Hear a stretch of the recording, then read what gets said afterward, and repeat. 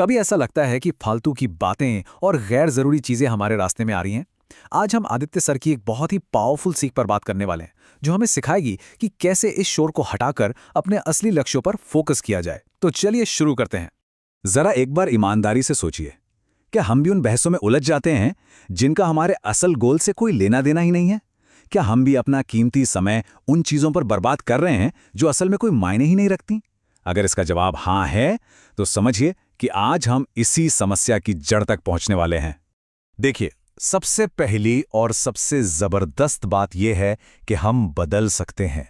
हमारा अतीत चाहे जैसा भी रहा हो, वो हमारा भविष्य तय नहीं कर सकता। हम सब में बदलने की एक गजब की क्षमता है और यही हमारी पहली सीख है। कितनी सीधी लेकिन कितनी गहरी बात है ये, है ना? अगर वक्त बदल सकता है तो हम क्यों नहीं? हमारी आदतें, हमारी सोच, हमारी पूरी की पूरी जिंदगी, सब कुछ बदला जा सकता है। बस ये विश्वास ही हमारे बदलाव की पहली सीढ़ी है।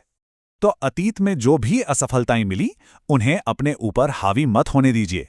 जैसा कि हमें यहाँ याद दिलाया गया है कि अगर मान लीजिए 36 चीजें गलत हुईं, तो क्या पता भविष्य में 46 चीजें सही हो जाएं।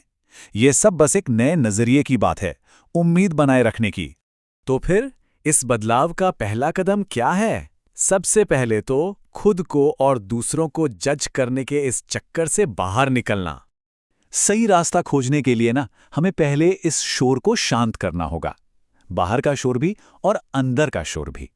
लोग क्या कहेंगे और हम खुद अपने बारे में क्या बुरा सोचते हैं, इन दोनों को साइड में रखना होगा। जब आप इस जजमेंट से आजाद हो जाएंगे ना, तभी आपको अपनी असली दिशा साफ साफ दिखाई देगी।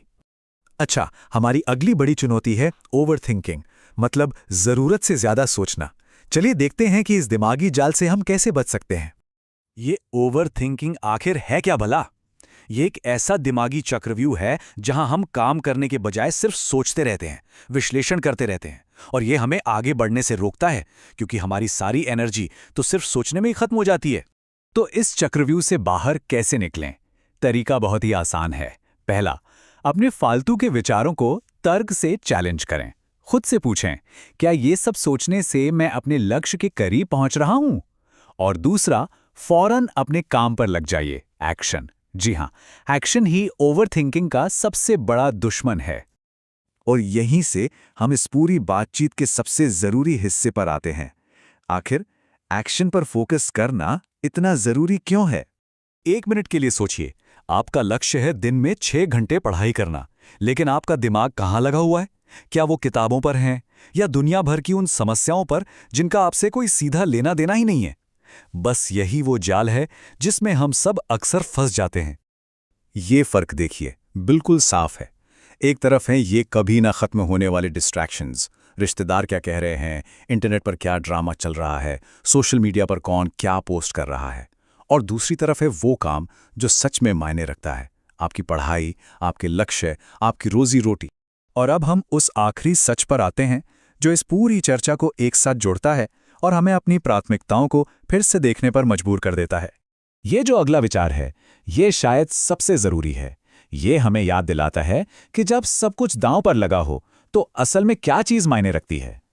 ये सुनने में थोड़ा कड़वा लग सकता है, लेकिन यही असली सच है। जब पेट की आग जलती है ना, तो धर्म और फालतू की भैंसों जैसे सारे डिस्ट्रैक्शंस धुएं में उड़ जाते हैं। भूख हमें याद दिलाती है कि हमारी असली प्राथमिकता क्या है, हमारा अस्तित्व। तो आखिर में सवाल बस इतना ही है, आज आपका ध्यान कहाँ है?